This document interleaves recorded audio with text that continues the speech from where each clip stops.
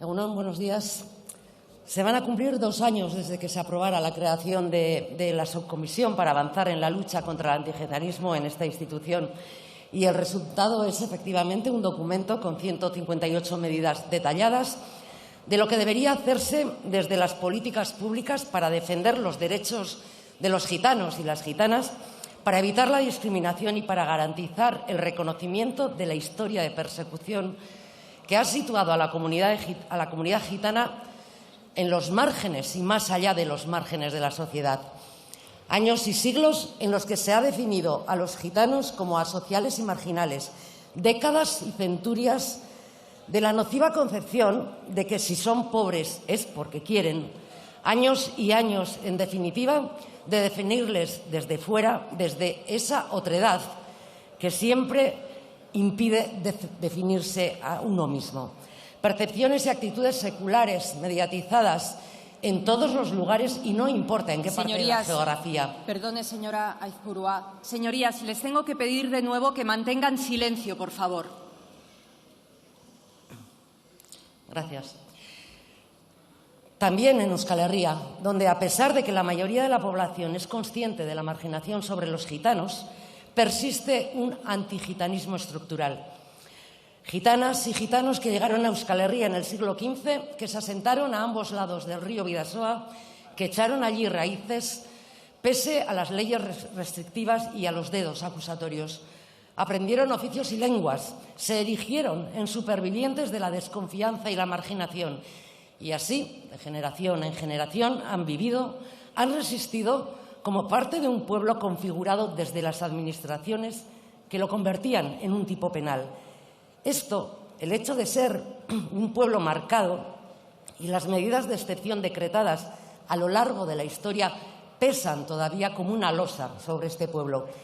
Una losa tan pesada como el mármol de Carrara de estas 2 estatuas de los reyes católicos que presiden esta Cámara, porque desde entonces se inició la pertinaz persecución del pueblo gitano por el hecho de ser gitanos. Y esta persecución continuó con otros monarcas y otras instituciones. Y así llegamos hasta nuestros días. Siglos de persecución que trajeron como consecuencia la vigilancia escrutadora, que se les ordenara dónde tenían que vivir, en los márgenes, en las periferias siempre, qué oficios podían ejercer, paragüeros, chatarreros, porque trabajaban en todo aquello que se les dejaba trabajar, en todo aquello que pudieron, pero solo en aquello que les dejaron, o cómo debían vivir siempre en el inframundo social. Uno de los ponentes que trajimos a la subcomisión, Ricardo Hernández Jiménez, coordinador de la Federación de Asociaciones Gitanas Navarras, Gazcaló, explicó muy gráficamente las consecuencias de todo esto y lo hizo con la rueda secular del antigitanismo, una rueda construida con los rumores, los prejuicios y los estereotipos. Hace un año traje a este hemiciclo el poema Kamagolí de Jon Mirande, escrito en el rominchela, el euskera de los gitanos vascos. Lo hice cuando debatíamos la inclusión del antigitanismo como delito en el Código Penal, una propuesta que salió adelante con el voto favorable de todos los grupos excepto de Vox. Recordando aquello, he tenido la tentación de traer hoy una parte del cancionero gitano de Lorca, pero finalmente he decidido que quizá no fuese una buena idea, porque sobre las espaldas gitanas ha caído la carga de los tópicos reduccionistas, pero no solo en lo claramente negativo, sino también en eso que es aparentemente benévolo, en la representación romántica del bailaor, de la bailaora, del nómada, del espíritu libre de ese fuego gitano, del bandolero.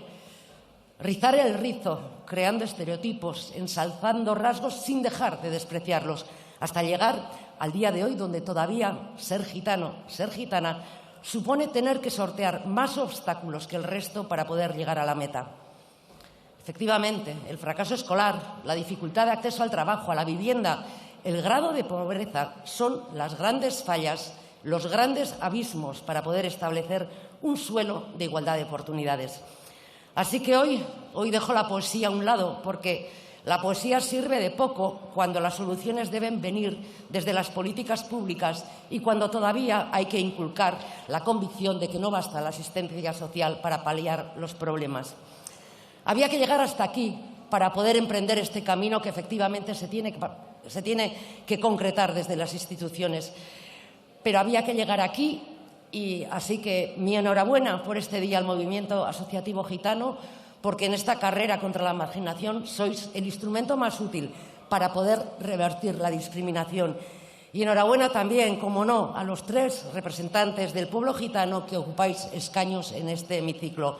Bea Carrillo, Ismael Cortés y Sara Jiménez. Representáis a vuestras formaciones políticas, pero hoy también representáis más que nunca a vuestro pueblo.